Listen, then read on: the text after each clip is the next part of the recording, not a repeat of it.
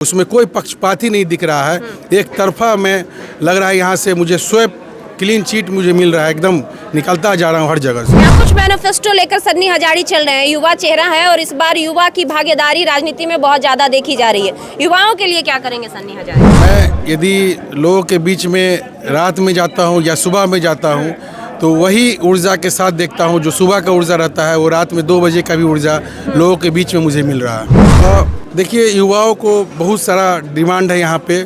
सबसे पहला प्राथमिकता था कि उनके लिए डिग्री कॉलेज वगैरह होना चाहिए, प्रखंड स्तरीय डिग्री कॉलेज होना चाहिए। तो मैं युवाओं भाइयों से, युवा साथी से वादा करता हूँ कि डिग्री कॉलेज मैं जब बनूंगा तो उसके लिए ज़रूर आवाज़ उठाऊंगा। मेरा पूरा कोशिश रहेगा कि मेरे संसदीय क्षेत्र में डिग्री कॉलेज प्रखंड स्तर पे खुले। युवा मेरे साथी बेरोज़गार हैं, रोज़गार नहीं है यहाँ पे। रोज़गार सबसे बड़ा मुद्दा है, जो कि मुद्दा से सब भटक जाते हैं। रोज़गार पे कोई बात नहीं करता है।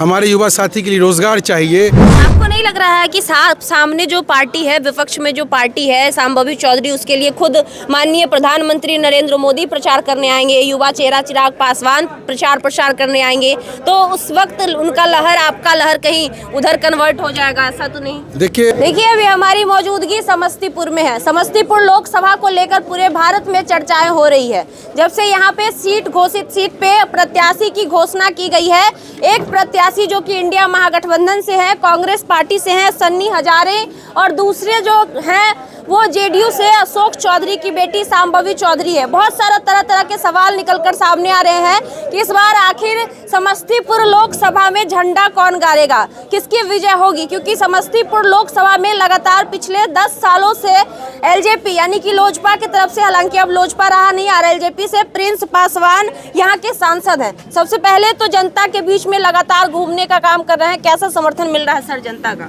सभी जगह मैं जा रहा हूँ, सब लोग का अपार जन समर्थन मिल रहा है, स्नेह प्यार मिल रहा है।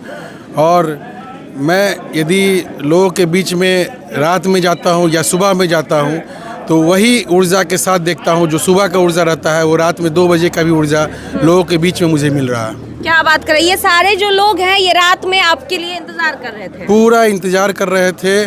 और सुबह से मेरे साथ पूरे युवा साथी, मेरे गार्जियन, अभिभावक घूम रहे हैं। और ये वही ऊर्जा जो सुबह में दिख रहा था, अभी भी वही ऊर्जा के साथ मेरे साथ हर जगह गांव कस्बे में घूमने के लिए तैयार हैं। और इनका साथ मिलेगा तो इसी तरह से मैं समस्तीपुर संसदीय क्षेत्र का हर एक कस्बा में घूम के अपनी बातों को रखूंगा। पहली बार के सांसद प्रत्याशी है, पहली बार लोकसभा चुनाव, अचानक से इतना बड़ा चुनाव में भाग लेना, कितनी मुश्किलों का सामना करना पड़ रहा है? मैं लगातार भाग तो फर्स्ट बार लिया हूँ, लेकिन लगातार मैं चुनाव को देखते रहा हूँ, लड़ते रहा हूँ किसी न किसी माध्यम से। कभी दादा लड़े हैं तो उस माध्यम से मैं भाग लिया हूँ, पिताजी मेरे लड़े हैं तो उस माध्यम से भाग लिया हूँ। यानी सामाजिक क्षेत्र में हमेशा बना हुआ रहा हूँ। इसलिए मुझे कोई ऐसा परेशानी नहीं हो रहा है कि मुझे बहुत बड़ा चुनाव लड़ने का मौका मिल गया, ऐसा कोई बात नहीं है। आम चीज़ है मेरे लिए, चूँकि मैं पहले से देखते आ रहा हूँ इस चीज़। शांभवी चौधरी सामने की जो प्रत्याशी है, आपके प्रतिद्वंदी है, कितना मुकाबला, कितना टक्कर उनसे लग रहा है?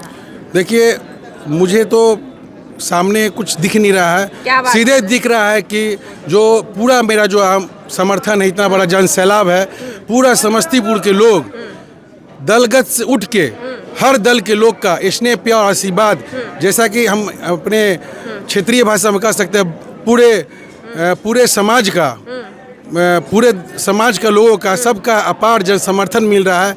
12 बरन का कहे, 12 बरन का मुझे प्यार स्नेह मिल रहा है। 10 साल से जो जड़ जमाए हुए हैं, आरएलजेपी कह लीजिए या पहले लोजपा पार्टी था, पशुपति पारस के जो बेटे हैं प्रिंस पासवान यहाँ से सांसद रहे हैं, तो उनके जड़ को उखाड़ना कितना मुश्किल होगा आपके लिए? ऐसा कुछ बात नहीं लग रहा है कि लोग यहाँ पे जमा कर रखे हुए थे।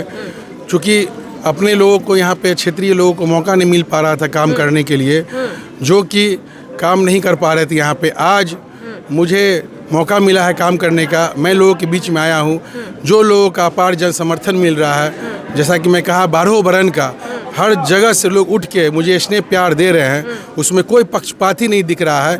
एक तरफा मैं लग रहा है यहाँ से मुझे स्वैप क्लीन चीट मुझे मिल रहा है, एकदम निकलता जा रहा हूँ हर जगह से। क्या कुछ मैनिफेस्टो लेकर सन्नी हजारी चल रहे हैं? युवा चेहरा है और इस बार युवा की भागीदारी राजनीति में बहुत ज्यादा देखी जा रही है। युवाओं के लिए क्या करेंगे सन्नी हजारी? देखिए, युवाओं को बहुत सारा डिमांड है यहाँ पे। सबसे पहला प्राथमिकता था कि उनके लिए डिग्री कॉलेज वगैरह होना चाहिए, प्रखंड स्तरीय डिग्री कॉलेज होना चाहिए। तो मैं युवाओं भाइयों से, युवा साथी से वादा करता हूँ कि डिग्री कॉलेज मैं जब बनूंगा तो उसके लिए ज़रूर आवाज़ उठाऊंगा। मेरा पूरा कोशिश रहेगा कि मेरे संसदीय क्षेत्र में डिग्री कॉलेज प्रखंड स्तर पे खुले। और युवा मेरे साथी बेरोज़गार हैं, रोज़गार नहीं है यहाँ पे। रोज़गार सबसे बड़ा मुद्दा है, जो कि मुद्दा से सब भटक जाते हैं। रोज़गार पे कोई बात नहीं करता है। हमारे युवा साथी के लिए रोज़गार चाहिए, घर पे रोज़गार चाहिए, उन्हें बाहर नहीं जाना है। नौकरियाँ चाहिए जो अपने ही प्रदेश में हो, बाहर कोई प्रदेश में नहीं जाने की उनको ज़रूरत पड़े। तो मेरा पूरा कोशिश रहेगा कि मैं सरकार में यदि शामिल होता हूँ तो नौकरियाँ सृजन करूँ, और मैं बाहर की कंपनी से भी बात करूं कि मेरे संसदीय क्षेत्र में आइए, आपको प्रशासनिक तौर पे भी सुरक्षा दूंगा, यहाँ पे काम करने का अनुकूल दूंगा, सब कुछ मौका आपको यहाँ पे मिलेगा हर कुछ काम करने के लिए। आपको नहीं लग रहा है कि सामने जो पार्टी है, विपक्ष में जो पार्टी है शांभवी चौधरी, उसके लिए खुद माननीय प्रधानमंत्री नरेंद्र मोदी प्रचार करने आएंगे, युवा चेहरा चिराग पासवान प्रसार करने आएंगे, तो उस वक्त उनका लहर, आपका लहर कहीं उधर कन्वर्ट हो जाएगा, ऐसा तो नहीं? देखिए, सबका अपना अपना तरीका है चुनाव प्रचार करने का, सबका अपना अपना ओहदा है, और उन लोग का भी ओहदा है। ठीक है, सब आएंगे, मैं अपने तरीका से अपना प्रचार प्रसार करूंगा। मैं क्षेत्र का बेटा हूं, मैं स्थानीय हूं, लोगों का बीच के रहने वाला हूं। और सबसे बड़ा चीज़ होता है कि एक जनप्रतिनिधि सबसे निचले पहरेदार का होता है, जो कि डायरेक्ट संवाद हो अपने समाज के लोगों से, और अपने समाज के लोगों से संवाद नहीं कर पाता है तो फिर वो प्रतिनिधि कोई काम का नहीं होता है। प्रधानमंत्री जी से हम डायरेक्ट संवाद नहीं कर पाएंगे, कोई भी जनप्रतिनिधि होगा उसी के माध्यम से होगा। और यदि हमारा जनप्रतिनिधि हमारे बीच का नहीं हो, हमसे मान लीजिए कि वही प्रोटोकॉल में घिरा हुआ हो, तो फिर दिक्कत होगी। और हम गांव की राजनीति से आए हुए लोग हैं, गांव के बीच के हैं लोग।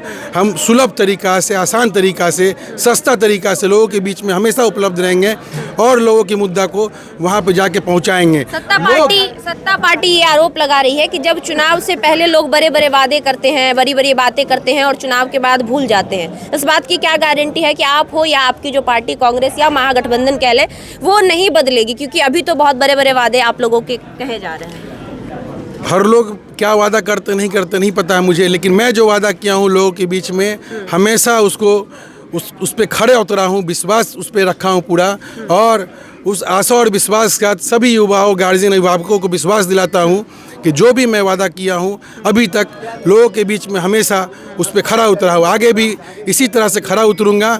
बाकी सभी लोग का स्नेह प्यार मिला तो वो मैं करके भी दिखाऊँगा, करके दिखाएंगे। चलिए।